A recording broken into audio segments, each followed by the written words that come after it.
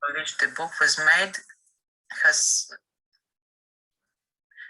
to this handmade paper has been added kaolin, and that helps this book still to look like a book after this high temperature. Alfaro has made handmade paper wall panels as well. Book as an object in ceramics is not very usual, but I found an artist from Netherlands, Ilze, and she's making handmade paper books with stoneware covers. Material and technique for my work is paper porcelain and handmade paper.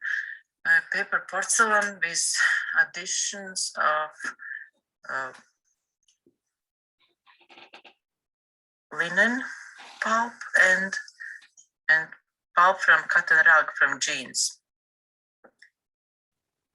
And porcelain, and then I made some text using stamps, which I made as well.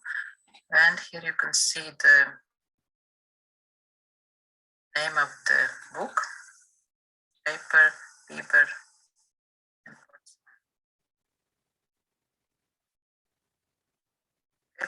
Porcelain. Porcelain tiles has been laminated into the handmade paper. I have used flaxed fiber with inclusions like plant fibers, cattail, iris leaves, and seeds.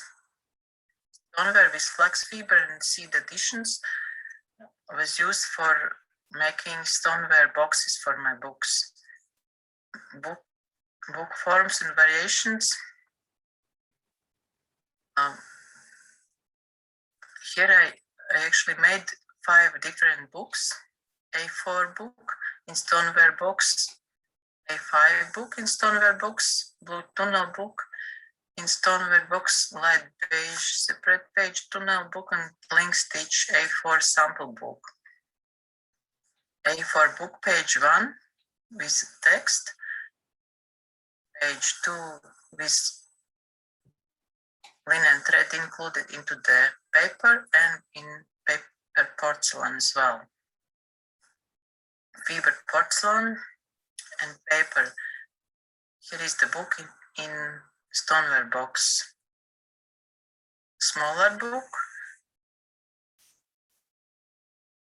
with porcelain sample tiles in a stoneware box as well.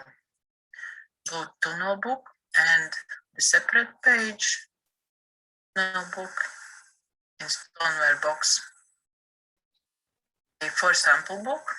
Here I included paper porcelain sample tiles with different textures, and in paper I included the same additions that I added to paper porcelain. Here you can see sample books covers, some results, seeds into the paper clay porcelain, and a little bit the same in handmade paper. Seeds in porcelain against the light. My conclusions are texture with admixture in mass can be obtained the same way in handmade paper as in paper porcelain. Handmade paper and porcelain both shrink during the drying process and can be translucent. Watermark in handmade paper and admixture in paper porcelain both give a similar translucent effect. When paper porcelain tiles are laminated in handmade paper, then the paper during the drying and shrinking process frames the porcelain while protecting it. Some samples, linen threads in paper porcelain, the side light, the same against the light, Crude needles in porcelain inside light. The same against the light. Seeds against the light. Linen threads in porcelain against the light. Thank you.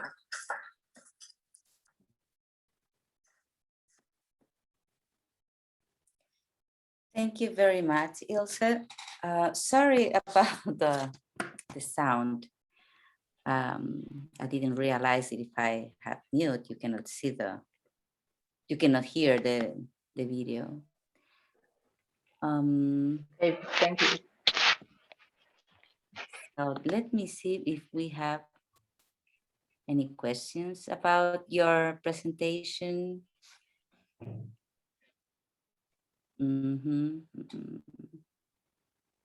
No, we don't. So let me see. Okay, we have a question, Ilse. Bruce Bunting is asking, is the paper porcelain mix always fired? And does that burn out the organic part? Usually paper porcelain is fired, but Rebecca Hutchinson, she is using in her artworks unfired paper porcelain. And her work is that. Hello? Ilse, we cannot Yeah? hear you very well. Can Okay. you speak a little bit loud and don't move anything on your keyboard? Thank you. Okay, thank you. I will try. Paper porcelain always is fired, usually, but Rebecca Hutchinson, I mentioned her work in my presentation. She's exhibiting unfired paper porcelain works, and her work are very popular right now, and there are many articles about her work. So that's the only example that I know where paper porcelain is used unfired. Okay, thank you. Yes, and the other part of the question was paper burns out and it makes the paper porcelain objects much lighter in weight. Okay, we have another question. What does the porcelain fiber look like? Can you tell us a source for it?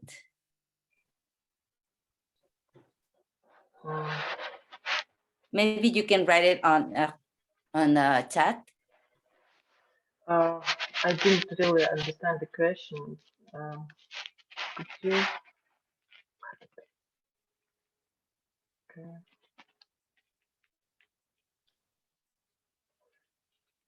There, basically, I mentioned all the people who have been writing about their work, and there are many recipes how to make paper porcelain.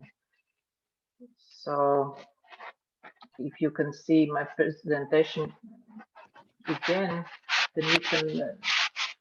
Yeah, we'll be able to see it again. Yeah, so. Yeah. Okay, thank you. And there is another question of Nata Masone. At what temperature do you fire the paper? And thanks for your presentation. Okay, thank you for the question. The temperature usually is the same as the clay body you use. So for stoneware, like 1260, but Carol Fararchi has experimented with paper porcelain and paper stoneware, and she has used the temperature of 1300. So basically, it can be very high. But in some researches, they say the temperature has to be a little bit lower. So there are different opinions about that. Okay, thank you, Ilse. Any other question?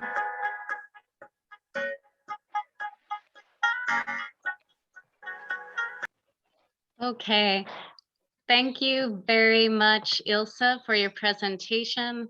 Again, I apologize for disruptions in our tech today, but something has to go wrong at some point. Our next speaker is Atanas Mihaltchev, and Atanas was born in Bulgaria and finished the Academy of Applied Arts in Prague, Czech Republic in 1980. His specialties are illustration and design. After living in France for several years, Atanas Mihaltchev settled in Quebec, Canada, where he teaches photography and graphic design. Atanas is an interdisciplinary artist who has won several awards for his original creations. He exhibits his work nationally and internationally. He is a member of the International Association of Hand Papermakers and Paper Artists. He has participated several times in the Amataras Sofia Paper Art Fest and in America's Paperworks at Minot State University. Please join me in welcoming Atanas Mihaltchev.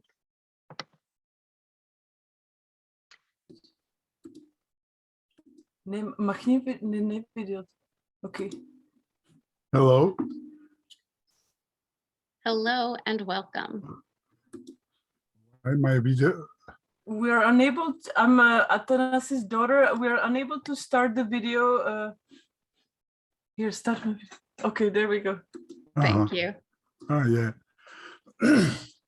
I asked my daughter to come with me because I am Francophone and my English is third language. And I speak English, but to be sure that I understand everything, I asked my daughter Anna to help me.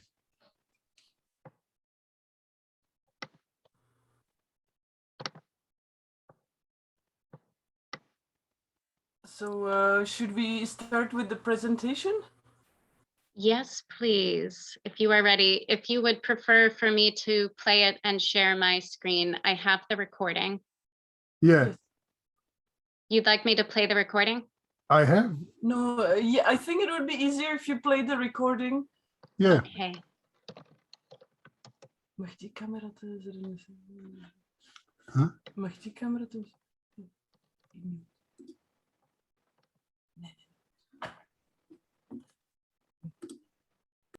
One moment, please. Oh.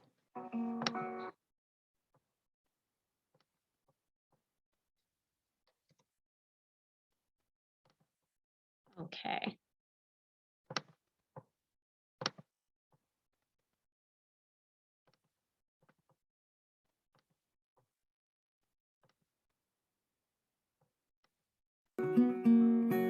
Hello, my name is Atanas Mihaltchev.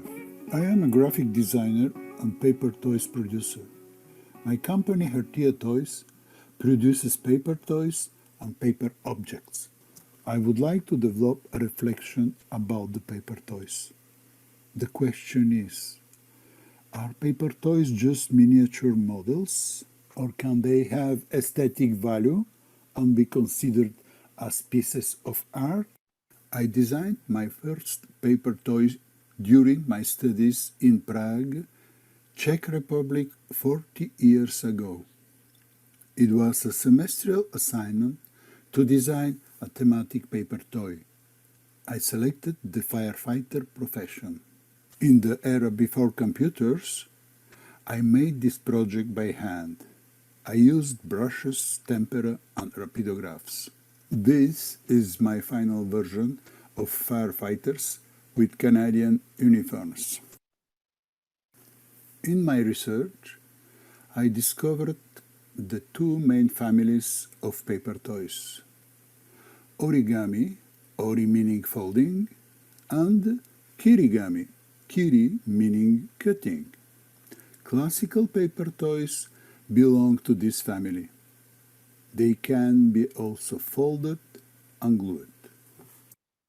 Kirigami offer more possibilities. They allow making all kinds of models, sculptures, and even packaging. A good result depends on precise cutting and assembling. Using glue opens new possibilities. You can add details like mustaches, curly hair, tails, etc. I would like to present some of my sources of inspiration.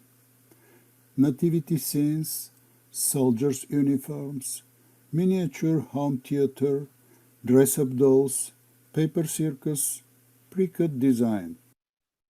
Nativity scenes were probably the first paper toys. They started with the beginnings of lithography printing. The printed colorful and inexpensive sheets were assembled at home during the Christmas holidays. Even now, nativity scenes are very popular in the Catholic world. My objective is to design characters easy to build with the minimum of gluing. Paper soldiers. During the Napoleonic Wars, these collections became very popular. Kids played with paper soldiers and reproduced great battles. The colorful soldiers' uniforms inspired me to design collections of paper figurines. For example, martial arts warriors, cowboys, and even a hockey team. At the start of the 19th century, in London, more than 300 plays were published in this form. Artists were sent to playhouses to record scenery and costumes. They received free tickets because paper theater was great advertising. I developed my paper theater with characters from popular fairy tales: king, dragon, princess, jester. This allowed children to invent their own story. English dolls. They appeared in the second half of the 19th century. Industrial Revolution introduced mass communication and printed press. Paper dolls were inserted in fashion magazines. Paper dolls had their golden age in the 70s, thanks to designer Tom Tierney. He published over 350 books. My collections of princesses and dance was inspired by this trend. Vintage Paper Circus. It was distributed in programs of famous circuses like Barnum and Bailey, Medrano, or Chrome. My circus figurines are not closed on all sides like boxes. This helps assembling and gluing. Pre-cut design. Cutting is most problematic for young kids. This can easily compromise the final result. Laser cutting resolved this problem. Many companies propose pre-cut paper toys. I use a Mimaki cutting plotter, which pre-cuts difficult parts. Computers and cutting machines make designing faster and encourage experimentation. This allows to produce paper toys in small series. Several designers also offer files to download from internet and print at home. The work of Japanese designer Katsukimura was a big discovery for me. His paper creations are purely objects of art. Spherical and floral objects are usually difficult to translate into paper. I am very impressed how he explores the physical nature of paper. His paper objects are almost abstract, without losing their figurative identity. I try to apply the same principles on my two collections, fruits and vegetables. I used humorous minimalist approach in a project for the band Tricot Machine. They asked me to develop paper figurines based on their songs. The paper objects were part of the CD sleeve. I proposed paper figurines easy to cut with a minimum of gluing.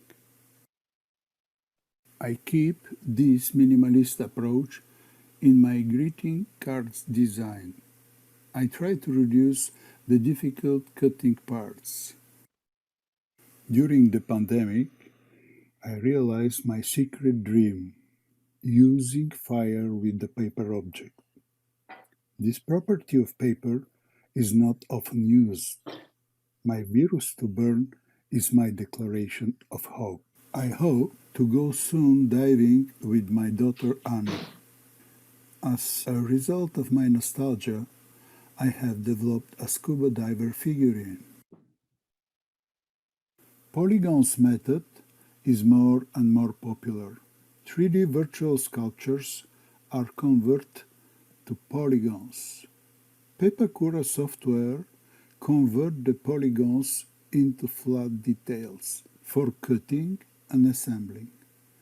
This makes design process easier.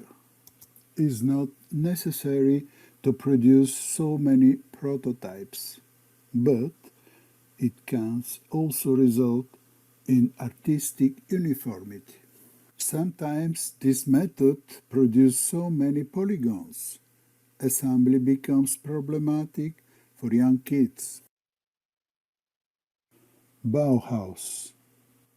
I graduated from the Academy of Applied Arts in Prague, Czech Republic.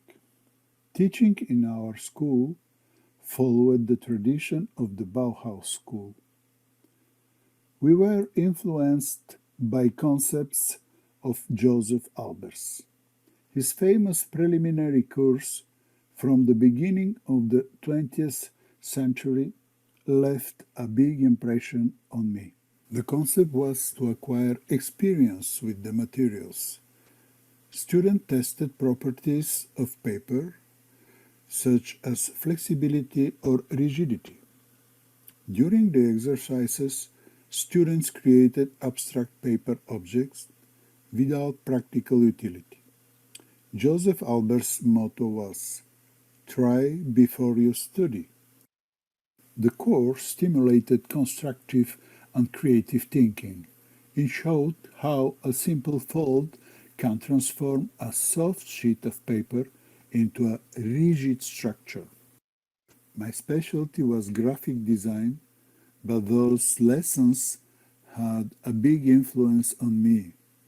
They inspired me to open my paper toy company, to become a member of IAPMA, and to develop abstract paper objects. Here are some of my most recent works. I am convinced that paper toys can open up new perspectives for future generations. They can be used not only in primary education, but also for older people. In addition, paper toys can give young artists the desire to explore the domains of paper sculpture, architecture, packaging design, and scenography.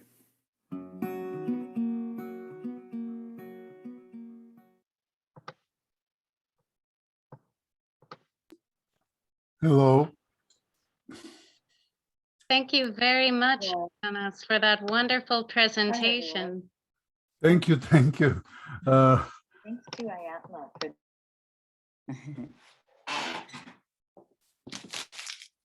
We hear some noise in the background.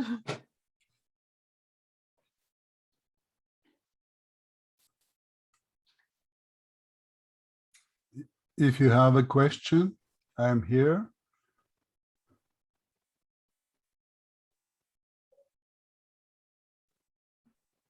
Okay, do we have some questions? We have a lot of comments.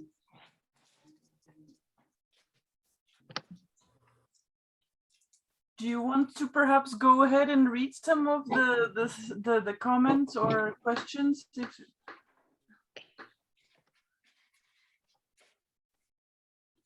Wonderful presentation. Thank you. It took us many hours to work on it. Yes. No, that was really excellent. And I appreciate so much having the tie from the creation of these paper toys, which are learning tools, but also a place of imagination. And to see how these tie into your personal artwork and design work as well. We have another comment. Thank you. I loved it.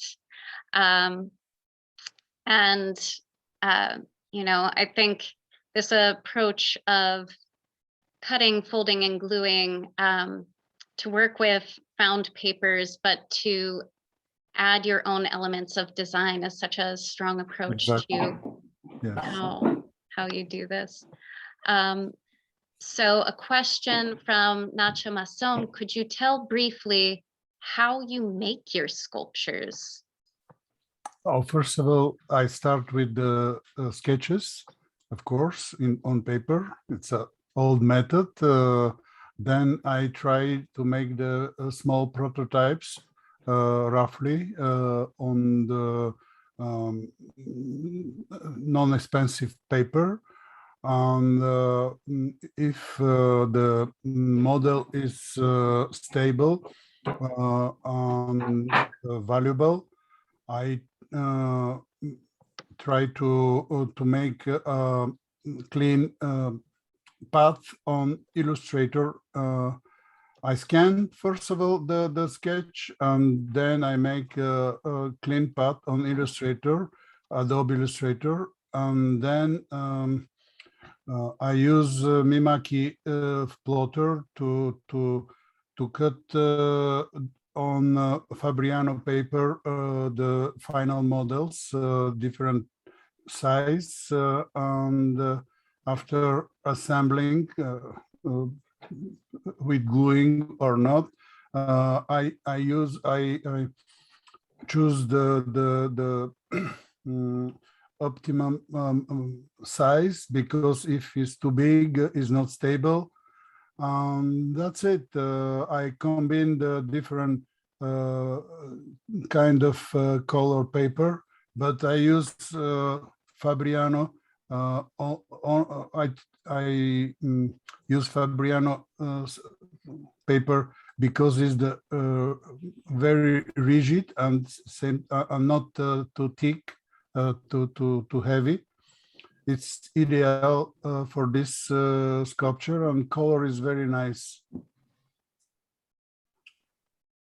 And was the question about the sculptures or the sculpture about the toys?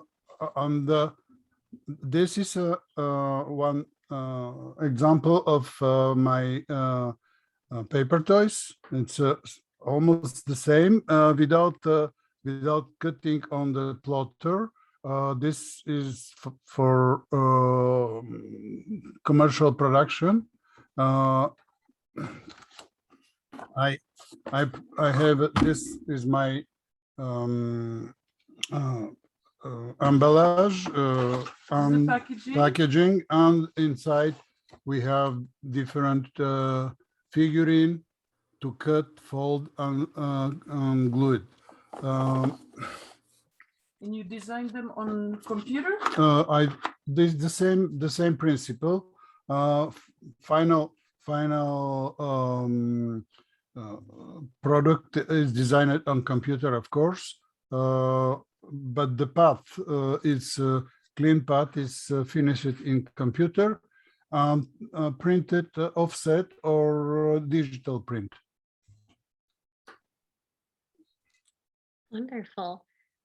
Thank you so much. There are more comments of appreciation for your work, but I think that takes care of all of our questions. Do we have any final questions? There seems to be one person with a lifted hand in the attendee list, but I'm not sure there's a question. Oh, the hand went down. Oh, okay. Maybe you answered the question. Okay. It said, what is the scale of your sculptures? What is Yeah. what is this? Maybe The median scale? centimeter. One moment, he's pulling one out.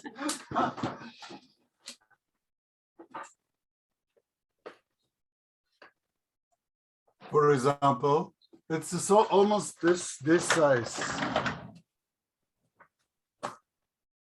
For example, this is with the wooden stake, but the paper, when Fabriano paper is not allowed big size because the paper is flexible on big size. Maybe this is a maximum with this paper. I would like to use the thicker paper, but the plotter, the cutting machine, no allow. This is optimum. You see the thickness of this paper. It's very nice paper between carton and paper. Cardboard and paper. Wonderful. Okay. And one of the comments that we have is, thank you for showing us the sample on the screen. They thought perhaps it was much smaller. So it's exciting to see them here in the virtual Zoom. Sorry for that. It's my 1 second. This is his workshop here. He has like various, like for example, here there is one prototype, and there are different sizes because here we have. He can make the same toy or same object in different sizes. For example, one of this.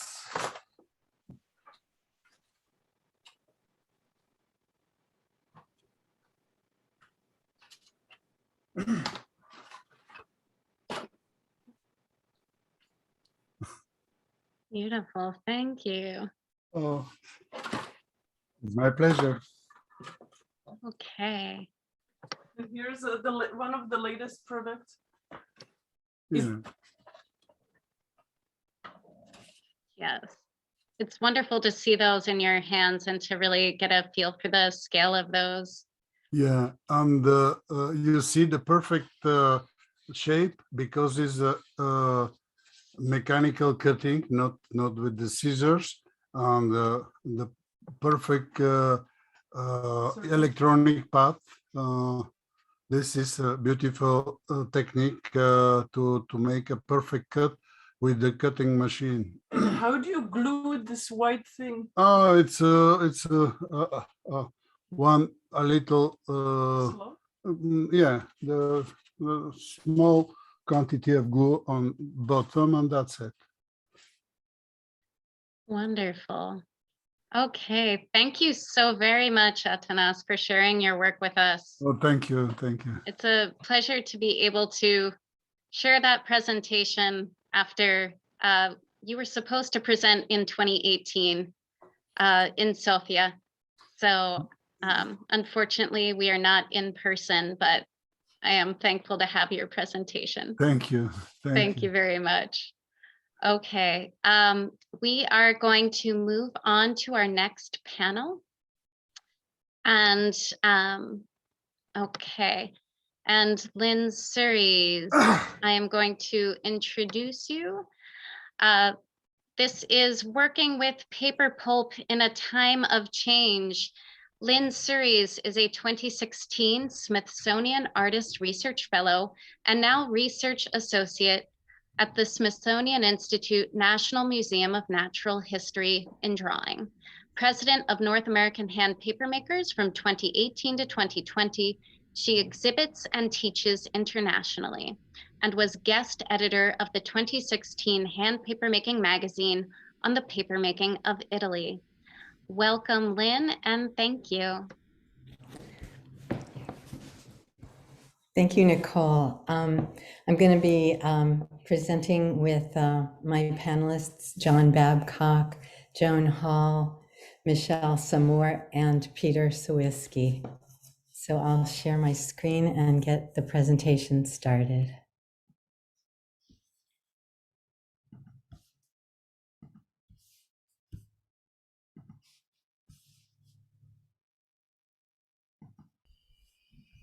Hi, everyone. I'm Lynn Surries. Thanks to IAPMA for this opportunity to talk with you about working with paper and pulp in a time of change. The 5 panelists are part of the Pulperazzi, which I'll tell you a little about now to get started. In 2010, Beck Whitehead and I organized a small pulp painting symposium in San Antonio, Texas. We invited other pulp painters we both admired, and everyone presented work and demonstrated our techniques to all the others. The 11 participants were geographically located throughout the United States, from the Atlantic coast to the Pacific, from the Canadian border to the Mexican. The participants, as you see on your screen now, were John Babcock, Lawrence Barker, Shannon Brock, Joan Hall, Lois James, Anne McEwen, Michelle Samour, Preston Sampson, Peter Sowiski, Beck Whitehead, and myself, Lynn Surries. The exhilarating pulp painting symposium in San Antonio, as it turns out, had a great reach. We learned from each other, we all bonded, and the experience cemented us in friendship and artistic trust. Some of us formed the collective Pulperazzi. This group of pulp painters has continued for the past decade to hold events which bring us back together and allow us to continue exchanging our ideas and approaches to the work we do in papermaking. At universities and in galleries, we have held large demonstrations, participated together in exhibitions of our work, and presented lectures and panels every few years in different places in the United States, such as St. Louis, Missouri, Cleveland, Ohio, and Jamestown, Rhode Island. This year, sadly, we lost our treasured colleague and friend, Beck Whitehead, after her long struggle against illness. On a happy note, we send a warm salute to you from 2 Pulperazzi, not with us on the panel today, Shannon Brock and Anne McEwen. Our panel will share the ways in which we have each found sanctuary in our studios during the past year and counting, during the time of great uncertainty and upheaval in the world and in our own country. First, you will hear from Michelle Samour. Thank you, Lynn. The studio became a sanctuary for me during COVID. The first work that I did during the isolation of COVID was a set of circular sheets of paper like the ones that I've been making for several years now as part of the series entitled Wired Eyes. I found comfort in beginning with work that was familiar, so I produced 28 sheets of 24-inch paper in 7 different prismatic colors. Each sheet is made from finely beaten abaca, which I poured into a mold, pressed, and then painted with pigmented abaca by brushing the pigmented fiber through a stencil dot pattern. This is an example of one of these pieces. The circle functions as a symbol of the all-knowing eye, the eye of the telescope and microscope, and the physiological eye, our first lens to the visual world. After making these sheets and in preparation for later painting on them, I started on a new paper project. I wanted to make a piece that had many similar components and that would give me structure during this time of uncertainty. The resulting piece, which I will show you in a minute, which is called Milk and Honey Stuck, is now part of the series Borders and Boundaries, which I've been working on for several years. To put the work in context, I'll show you several pieces from the series. But first, in all of this work, I've used the actual cartography of the Middle East, beginning with my own history as one of the Palestinian diaspora, to talk about how the redefinition of borders by colonialists over 70 years ago has continued to create disruption in that region of the world. I've used the methods of fracturing, mirroring, and reconfiguring and the traditions of indigenous design that I grew up with, including mother of pearl abalone handiwork, to celebrate the cultural history of this region while at the same time subversively critiquing it. These reverse paintings on plexiglass are backed with crumpled aluminum foil. To make this work, I traced the maps of Israel and Palestine and the region, mirrored them, and then traced the shapes that resulted from their mirroring. In this piece, you can see two views of the same work that look different because of how they are lit. I translated the paintings from the series into a pulp drawing for the exhibition Full Circle at the Southwest School of Art that was organized by our dear friend Beck Whited, who, with Lynn Surreys, organized us into pulparazzi. I pinned the pulp drawings onto a mirrored surface with map pins to suggest the potential for movement and reconfiguration.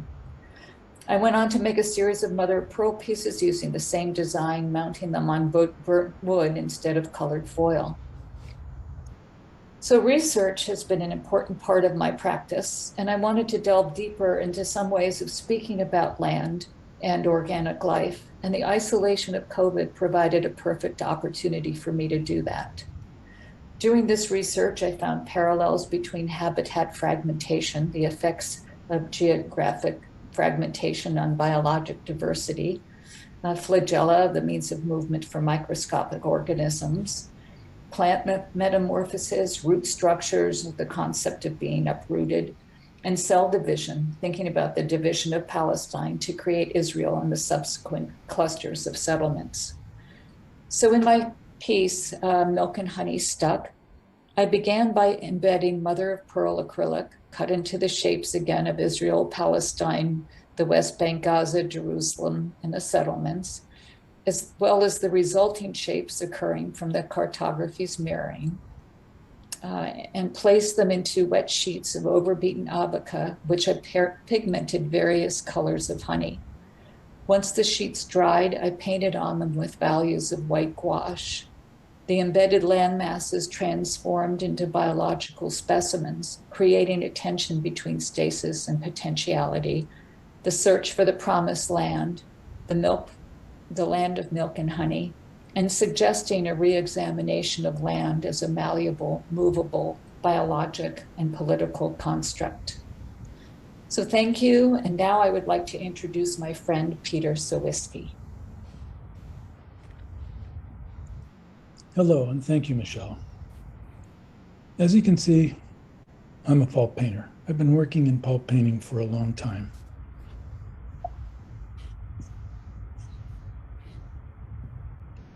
Here back in the 80s, I was working on a series called War Boards, which were shield-like shaped pieces done improvisationally. This is sort of the root of me working with military imagery. And it has involved both an infatuation with and admiration of, as well as a repulsion about what military hardware can do to people. This got me focusing on primarily military imagery and service figures around the time of the Gulf War. You can see here a series of interrelated mosaic panels as part of the hand paper making portfolio back in 2003 with printed, repeated imagery of the B-52. By 2005, I had been embarking on full-scale or actual size renderings of aircraft and the service figures.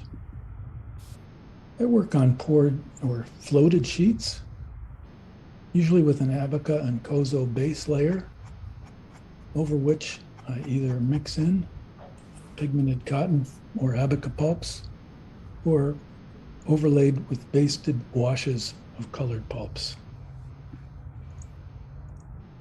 By the time we get to the period of change that we're referring to, you can see here that I continued this approach. This one is entitled Duck, Chinook, which shows a serviceman and a Chinook helicopter. You can see that it's very textured and also see that the basted overlays are built up. This one is one of an ascending service figure entitled Mad from 2016. This is another full-scale or actual size rendering, and this time of a Predator drone with accompanying service figure. In this studio shot, you can see how I work on a number of panels tangentially at once, and the basting and ear syringe approach that I use with the colored pulps. The upper left-hand panel of that Predator piece shows an indexed printed area to serve as a locator for where the piece is in the mosaic. A real turning point came in 2017 with this piece called Ordnance, which is of some shells, but it looked like a cathedral. So I began to exploit not only the portraits of the aircraft, but also the idea of the weaponization of politics and military and religion. So this series is called Weapon Worship, and it shows the aircraft pitted against or with the religious architecture, both done in silhouettes. You can see here as it's been pulp painted, the result. I'm aiming to have these show not only the beautiful qualities of paper, but also the strong content of the pieces and what they mean to me personally and what they may mean to others aesthetically, politically, and socially.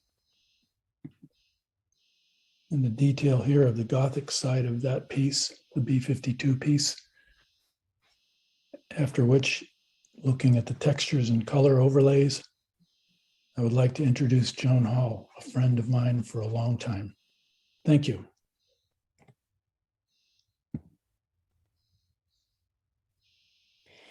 Thank you, Peter and Lynn. I live on an island in the state of Rhode Island, connected by bridges, so I'm used to a certain degree of isolation when the seasonal residents leave. I did not realize how much social isolation from friends and neighbors and restricted travel would affect me mentally during the pandemic. It was a journey into the unknown. Since the early 90s, my work has been informed by an interest in environmental issues in relationship to our mortality. As points of departure, I use scientific data and other sources of information on climate change that are related specifically to the ocean and a global concern about plastic pollution. The panels are printed on Kozo and Gampi sheets, laminated to Mylar, and attached with handmade glass pins or Velcro. I usually work with assistants. I am printing a collagraph pre-pandemic lockdown with Anna Benjamin on a panel for algae bloom. Times Are A-Changing was a transitional piece meant for a show that never happened. Through the use of color, it represents the change from a healthy sea to a dying one, a healthy planet to a world in rapid decline on multiple levels. Overlapping panels create secondary colors while I build the constructions. My plates are made on a white plastic called Comotex. I emboss them with plastic and other found marine detritus, then develop them further with tones and washes. Then everything changed. The pandemic brought on a wave of new residents. The news was difficult to watch. Leaving home felt dangerous, and it all buzzed inside my head, making me restless and unable to focus in the studio. The new normal was in effect. Long walks on the beach with my dog made me aware of a new detritus caused by the pandemic, masks and gloves. This became the motivation and inspiration for new work. Not only was I embossing plates with plastic, but I began to develop the plates further by the addition of mask and glove imagery. I use acrylic and various materials to create lights and darks, documenting the times in my studio. Stephanie Tyson and Michaela Colagnesi made paper so I would have a stockpile to use as we anticipated a lockdown. They printed and made paper and masks. It became the new norm until that changed when one assistant tested positive for COVID. I closed the studio, anyone and everyone. I had to rethink how to do everything where I thought I needed assistance. Clamps on my decal box were my new assistants. I began to experiment with different pulps and ways to apply color. I slowed down and played more. I was having some fun and was trying new things that I'd been thinking about doing for a long time. My new studio assistant was Captain, my dog. The Pandemic Reef series works were made with no printing or cutting, sometimes new, something new, and on a much smaller scale than I usually work. Masks and gloves were an obsession outside the studio and in the morning light, back to sculptural constructions, new materials, both conceptual and technical, added to my interest in complexity and piling things up. Touches Me, Touches You was a journey into a new color exploration and construction. There is usually no pre-planning for the pieces, only a specific idea that takes form as the panels are layered and the pieces come to life. I cut a series of small masks to combine and create a large sheet that could wave and fold across the top of the other panels, rather than always using larger sheets. Repetition in a time of trauma. I Will Follow You was a return to glass beads and a flatter construction. Masks and glove detritus seemed to follow me everywhere. Further exploration into mixed materials and processes were used along with more complex layering in this piece. While restrictions eased after vaccinations, I was in an exhibition in June and was around more people in a few hours than I had been in over a year. It was both strange and exhilarating and a little frightening. Looking back, the anxiety about staying safe was offset by my studio, which was my sanctuary. There, the ugly news was forgotten when I was lost in work, and I also had time to create a new website, which was long overdue. Now I would like to introduce artist and longtime friend, John Babcock. Thank you, Joan. A few years ago, I did an installation called Poet's Corner, consisting of poems and proverbs cut into paper with my plotter cutter. Last year, I decided to add to it with 10 additional works, specifically adding more foreign language pieces. I selected poems, lyrics, proverbs by Pablo Neruda, Rumi, Neil Simon, Pink Floyd, to name a few. The project consists of 4 parts. Obviously the poetry, then selecting the fonts and manipulating the words in a graphics program on the computer, then making the paper. For the most part, each sheet of paper I made was for a specific poem. The words are then cut with the plotter and sometimes by hand. The special paper I make for the plotter cutter is a mix of Hollander beaten abaca and abaca stirred in one of my mixers. This pulp, it has a smaller shrink rate. The knife that cuts the paper requires a moderately hard surface. Showing here in the studio are some of the newer works. Here I'm pouring the pulp on a screen in a water bath. I transfer the screen to another surface and detail the edges. The gray pulp was for the lyrics of the Pink Floyd song, "The Sun is Eclipsed by the Moon." Before these pieces were dry, I sprayed pigmented pulp on some to create a gradation of color, and of course this changes the color on one side. The fiber is tough and not always cut all the way through. This is my newest wireless plotter that does the cutting. In March of 2020, I read in the news this Chinese proverb: "Those who carry firewood for the masses are those who freeze to death in the wind and the snow." This was being passed around on social media in China, a tribute to Dr. Li Wenliang in Wuhan. He sent a message on December 30th to a group of fellow doctors warning them about a possible outbreak of an illness that resembled SARS. He was arrested. I made this multicolored red paper 14 feet long and cut the Chinese characters into the paper as my tribute to Li Wenliang. I work alone, but certainly not in a vacuum. The world is going through some hard times. It is a time for change. I, for one, have enjoyed making these objects out of poetry. The process and the result are therapeutic, not just for me, but for my audience as well. I like art that makes you feel good, but sometimes the object is to make people think. Pablo Neruda. My UPS driver gave me this poem. My original intention was to cut an excerpt of the poem in a 10-foot strip, but the entire poem moved me. Its relevance at the time, with world events as they are, compelled me to cut the entire poem and make it into an object I could feel and see. I cut this in several versions, both in English and Spanish. Let me read you a few verses. Keeping quiet. Now we will all count to 12, and we will all keep still. This one time upon the earth, let's not speak any language. Let's stop for 1 second and not move our arms so much. It would be a delicious moment without hurry, without locomotives. All of us would be together in a sudden uneasiness. The fisherman in the cold sea would do no harm to the whales, and the peasant gathering salt would look at his torn hands. In the last verse, now I will count to 12, and you keep quiet, and I will go. Thank you.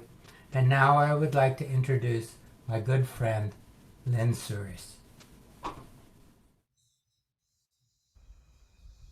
Thank you, John. Hello, everyone. I'll talk about ancestors distant from us in time and space. In 2019, I finished drawing the Hellhole Gorge, begun in Kenya and completed in my studio. The raw desert basin is strafed with gorges like the one that begins in this drawing, where evidence of early human habitation is found. I made kanaf paper to evoke the current landscape. In 2019, I was also drawing fossils. I'm a research associate at the National Museum of Natural History in Washington, D.C., as a component of my studio practice. The fossil you see was found nearly complete, a full skeleton, and buried by her feet was a child. They lived about 95,000 years ago. A kind of mineral printed likeness of a living thing in a specific moment, a fossil, preserves the entity through time and space. Neanderthals and archaic Homo sapiens were artists, the first to use reddish ochre pigment for decorative purposes. I made sisal paper, pigmented like that mineral, to portray them. I imagine their creative thought. When the museum closed in early 2020, I had no access to fossils. The pandemic and the political situation in my country made me too distressed to draw anyway. I made paper from raw hemp. The sheets are translucent, some pigmented silver to transition between the large steel book covers I had forged and the natural hemp. Fibrous decal edges suggest a dynamic presence rather than refinement and order. On my pulp paintings, I printed lino cuts to pair with the steel covers. During the months of work on the books, I found solace in every step of the process, repeated many times with a necessary sense of calm, living a part of each day inside this project, far from disease and injustice. The sculptural book series, Time is Not Linear, is about physical forces in nature. Everything is in motion in these sculpted books, twists and turns of steel, patterns of prints, fluidity of the pages, as they settle into positions. People have always desired to see the world and beyond as being connected to us. Physics shows us that time is not independent from space. The observer opens the books, the pages wave as directed by ambient forces, each time in different waves. This series touches my curiosity about space-time, in its fantastic presence, a trait of nature showing and telling us about our world and all things physical. La Mano dell'Uomo is a fine press collaboration with my colleague Tom Leach. Conceived in 2017, we began in 2019 making the paper for the edition during a special residency at the Museum of Paper and Watermark in Fabriano, Italy. We were revisiting and republishing a simple small book written and illustrated by a socially and politically active Italian artist, Bruno Caruso. Meeting to finish the book together was delayed for more than a year by the pandemic. Finally, in June and July of 2021, we met to print at the Palace of the Governors, Santa Fe, New Mexico, publisher of the edition. I had translated Caruso's Italian text into English, which we letterpress printed in handset monotype, also using letterpress on polymer plates on his illustrations.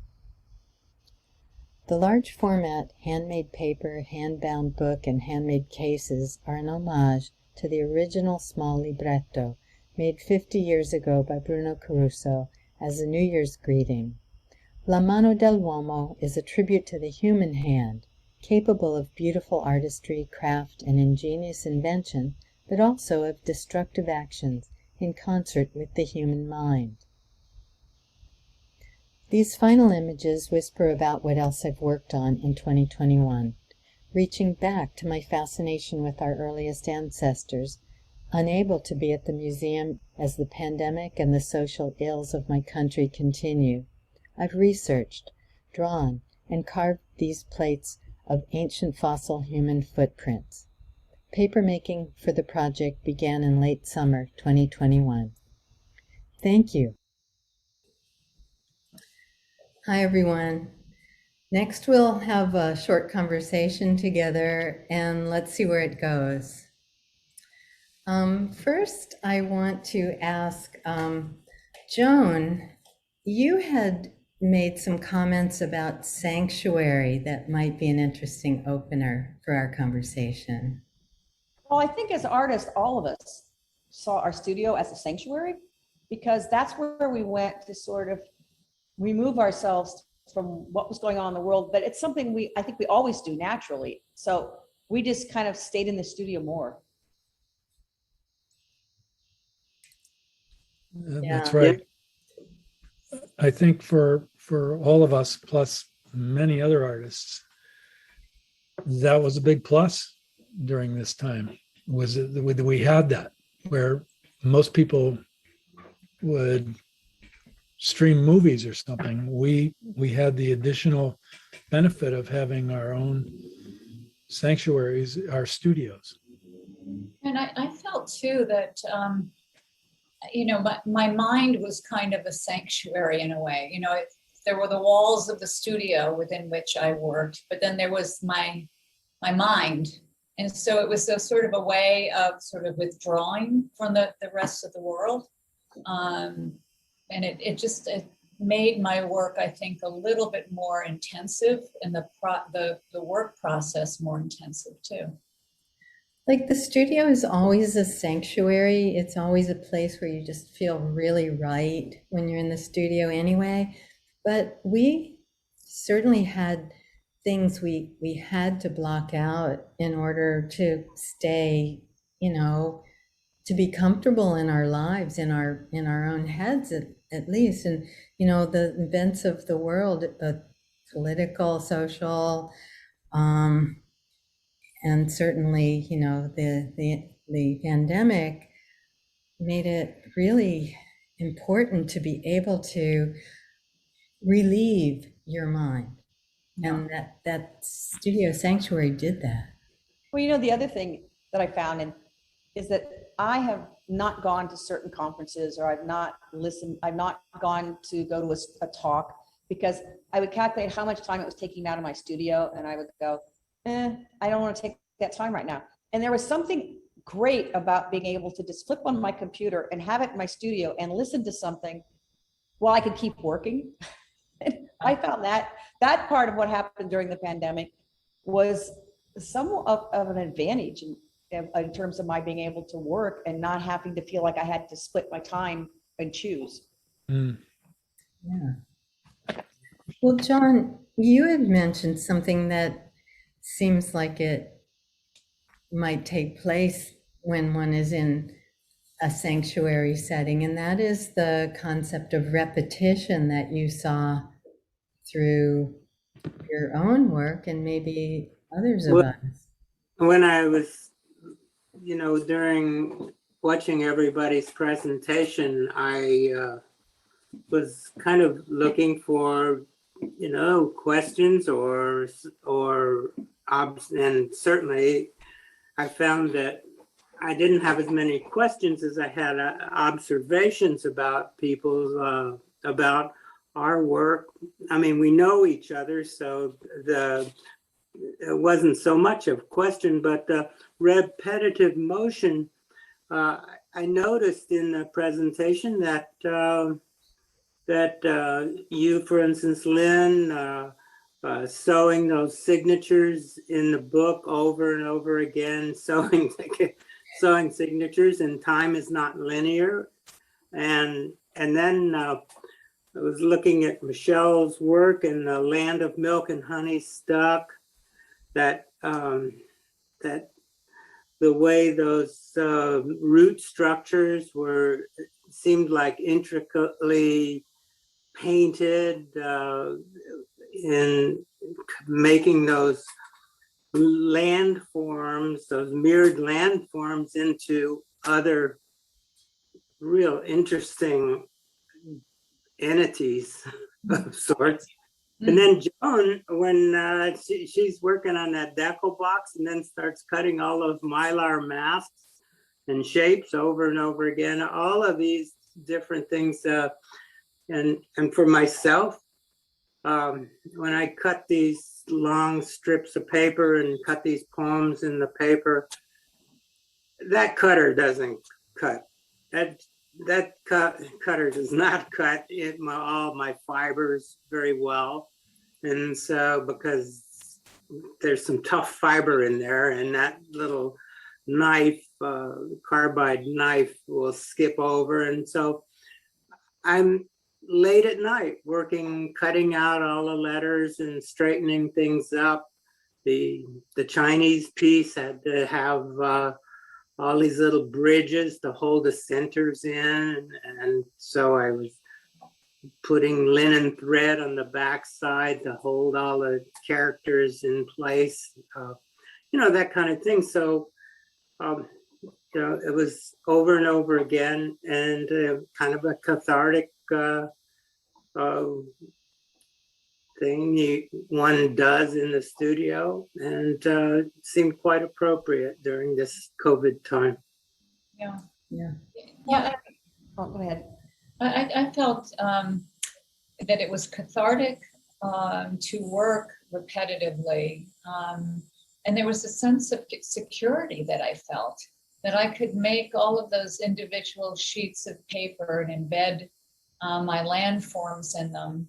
I knew what I was going to do in the studio every day. I didn't know what was going to go on in the rest of the world, but I knew that I had a structure, and that gave me a sense of security and well-being when I worked. And also I could sort of see a future too. It was sort of step by step by step. And that's just the opposite of what I felt was going on in the rest of the world outside of the sanctuary of the studio. Well, and also it's been documented that repetition in a time of trauma is a type of healing. There have been books written about it. And I started doing repetition many years ago because of a personal change in my life. And I find interesting what John said was late at night. I like to be up at night, but sometimes I don't want to be doing the things where I have to really be thinking about how I'm putting a mark down. But if I've got this repetition that I'm doing because I want to create something bigger, it's the thing I love to do at night in the studio. I felt that the repetition was actually the only way that I could face each day, that I was unable to risk doing anything that was like blatantly creative because of the thoughts that I didn't want to come to the forefront of my mind. And I knew that if I just sat there and pasted paper and sewed and sewed and sewed, that I could maintain that equilibrium. You know, Peter mentioned something that I thought was so interesting about our work is, you know, our connection to humanity, to the human race. And Peter, what were you thinking about? Well, I guess it was prompted by, you know, observing each of our individual presentations. It occurred to me that with the drastic variety that the physical form of all of our different works take, and certainly, even though we're working in the same field, we have real varied approaches to the materials and the craft, you know, of paper making, etc. But what occurred to me was that even with those different and varied approaches and outcomes, the subtext for it, for me, was that these are all representations of our humanity and our observations and our concerns for, you know, our fellow humans. And I found that to be really comforting in a way, because it wasn't a way that I was used to using to interpret, you know, visual aesthetics and the content of artists' works. So I guess it's tied into a little bit of us, you know, knowing each other for, you know, certain, in some cases, very lengthy periods of time. But having not really occurred to go down that road of thinking about something as very general as that tie that all of our works have. I found it delightful. I also found a tie that we all use beauty to send a message, because we love paper. We love how it looks. I mean, there's lots of other ways you can make art, but there's something about the beauty of paper that we've all explored in different ways to create our message. Yeah, you know, and that was one of the thoughts that I had too, in looking at Peter's work and your work, Peter, in particular. Just, you know, you're working with this symbolic imagery, juxtaposing weaponry, weapons of war, and the architecture of the church, and, you know, the spirit and religion and so on. And in particular with the formality of the architecture of the church, and then the design of the weapon. One would think, you know, and you're working with silhouettes, so one would think that it would be really cold, hard edged. And even though the images are very simple and silhouetted, they're beautiful and soft, and they vibrate. And I think that you're working with paper in such a way, and the paper allows you to create these images that are just sort of float in between being really horrific and frightening and hard and heavy and soft and poetic. And I really respond to that. Yeah. Yeah, well, certainly I do too, of course, but. Yeah. Yeah. Yeah. I'd like to maybe end up by asking Michelle to maybe expand a little bit on a question that you had asked before about what does the future hold for our work. You had some interesting thoughts about that. Yeah, well, I was just, in looking at everyone's work and seeing, the impression that I had was that we're all the work that we did during COVID seems to be a development of the work that we have been doing, but it has shifted slightly. I know in my case, the Milk and Honey Stuck, I've continued to work with these issues of Palestine and Israel and the idea of borders and boundaries and the politics of that and so on.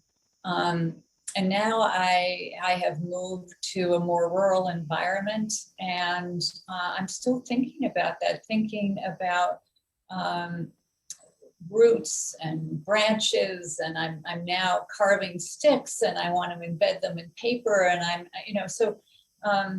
the piece that I did during COVID is actually a stepping stone to this next body of work that I have started. But I'm very anxious to get back into making more paper, as I don't have a studio at the moment. But I'm just curious as to how other people are feeling about their work, and whether what they see that the future is of the work, and whether it has changed because of the experience of COVID and the way that we've been working during the pandemic. For me, it's super clear what the future holds because I'm in the future. As you mentioned, you're immersed already in your next project, and I gave a tiny taste of what I'm working on too, with those two of the 25 panels that I've cut to make my next project out of. But it's interesting because it's even more unknown to me exactly where it's going to go than usual. Being unknown is very normal for me. I kind of find my way through the work that I do. But this series is, it's starting to formulate in my head, and it's all about movement, human movement. And I just today read an article that I hadn't seen before about new and earlier migrations that have been hypothesized from Africa earlier than has been previously substantiated. And it just like electrified my head. I'm just, visualizing people moving, reaching, changing, and growing. Very excited to continue. That's about humanity, isn't it? Yeah. As with the past, so will be the future. I guess so. Yeah. Movement. Well, and the masks are fading away in some ways for me because there were so many that I saw on the beaches that it just sort of naturally became a part of my interest in the ocean and climate change. But I'm getting ready to document some things with an underwater drone. And I'm sort of excited to start. I've had the drone, but I finally found an operator so I don't lose it at 100 feet. But something that just keeps coming to mind, I wrote it down, but John, you made that comment in the poem about now I will count to 12 and you keep quiet and I will go. And it keeps going round and round in my head. Well, that's COVID. I hope COVID's saying that to us. Yeah. And that's something that I can't get that, John, that's going to stick with me. And that's going to be sort of like my weirdness, because someone once told me I had a very dark relationship to the ocean, which cracks me up, of course, because I sail. I'm on the water and I live on an island. So it's a part of my life, but that is now a part of my life. So everyone, well, talking about the future, I think was great. And it's going to be the way that our brief conversation closes. And we'll hear questions next from anyone in the IAPMA audience that may have something they want to ask us. And thank you all so much for your participation so far. And we invite your questions.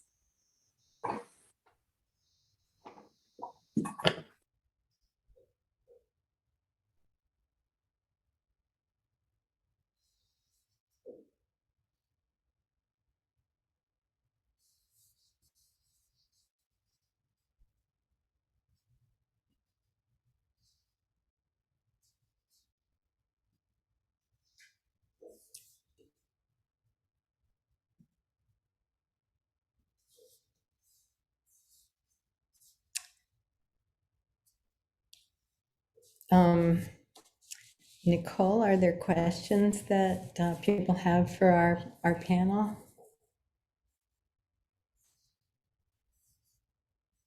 Maybe Nicole is frozen, so I will read Lynn.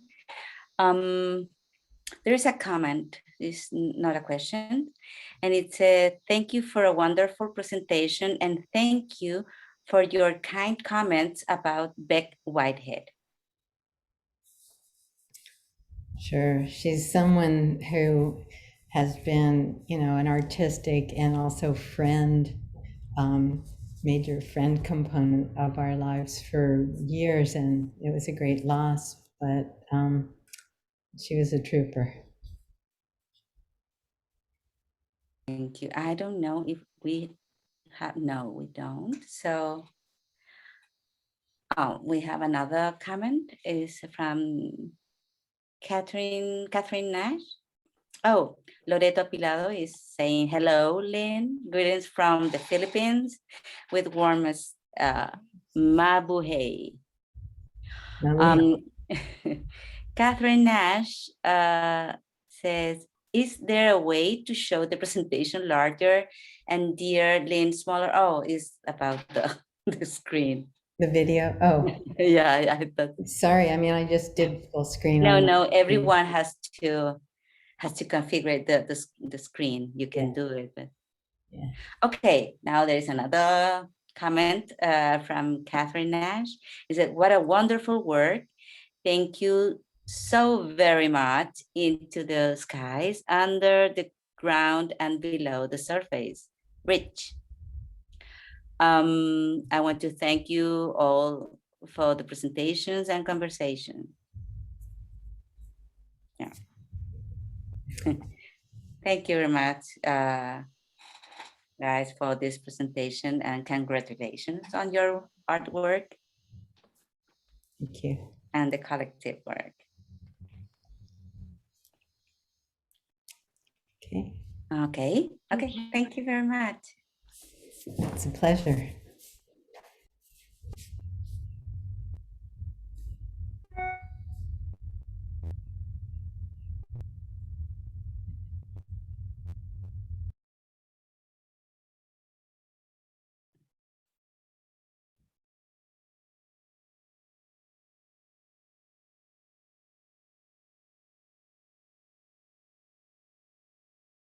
Okay, Nicole has a problem of connection and she asked me to play her message. Oh, you are there. I am? Yeah. Oh, you can hear. Yeah. Oh. So you can talk now. Wonderful. Okay. I didn't know if the keyboard shortcut worked. I apologize, everyone. Maybe this will work too. I don't know. Thank you so much, Lynn, and everyone for your presentation today. And I apologize for the technical difficulties, but thank you for all of the work in advance to prepare your presentations. Next week, I would like to remind everyone to join us for the third day of the Congress, Global Approach to Craft. The complete IAPMA Congress program, including Live from Toyota, is available on the IAPMA website. Please download the latest PDF. It also includes complete exhibition information. So for everyone who has artwork in Japan, this tells you which venue it is and the dates. A link to today's recording will be sent to you tomorrow. It will be posted to the IAPMA YouTube channel, where you can also watch individual presentations from day 1 and day 2. and a complete transcript of the day's presentations are on the IAPMA website for download as well. So if you need and want to search for English terms, you can refer to those transcripts. We did our best to make this as accessible as possible. So I thank you everyone for being here today. And please, there is a survey at the end of today's program. So if you would be so kind as to share your thoughts, either with the presenters or with IAPMA, we would appreciate it. Thank you very much.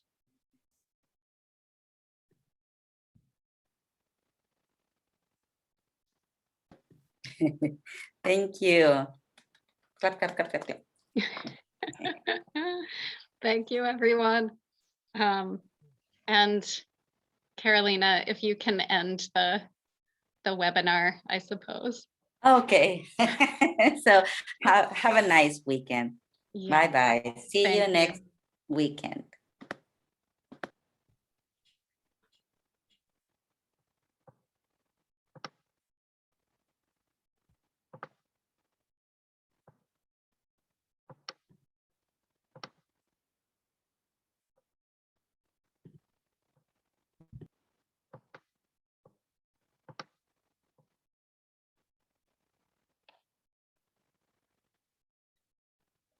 Hola.